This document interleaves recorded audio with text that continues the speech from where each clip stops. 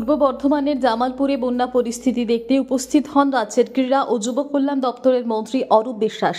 তিনি আজ জামালপুর ব্লকে এসে জ্যোতি শ্রীরামের শাহসেনপুরে ফ্লাড শেল্টারে গিয়ে আশ্রয় নেওয়া মানুষের সাথে কথা বলেন, তাদের খোঁজ খবর নেন।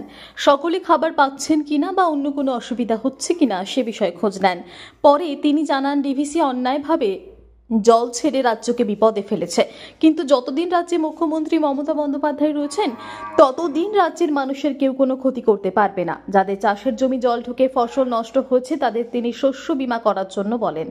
আজ তার সঙ্গে ছিলেন রাজ্যের অন্য এক মন্ত্রী স্বপন দেবনাথ, জেলা পরিষদের সভাধিপতি শ্যামা প্রসন্ন লোহার, তৃণমূলের জেলা সভাপতি রবীন্দ্রনাথ চট্টোপাধ্যায়, যুব সভাপতি রাসবিহারী হালদার, অতিরিক্ত জেলা শাসক উন্নয়ন প্রসেনজিৎ দাস, সদর দক্ষিণ মহকুমা শাসক বুদ্ধদেব পান, বিডিও পার্থসারথী দে, তৃণমূলের ব্লক সভাপতি মেহমুদ খান, জেলা পরিষদের প্রাক্তন মেয়র উজ্জ্বল প্রামাণিক, পঞ্চায়েত সমিতির সভাপতি পূর্ণিমা মালিক সহ সভাপতি ভূতনাথ মালিক, শ্রমিক সংগঠনের সভাপতি তাবারক আলী মণ্ডল, অঞ্চল সভাপতি তপন দে সহ অন্যান্যরা।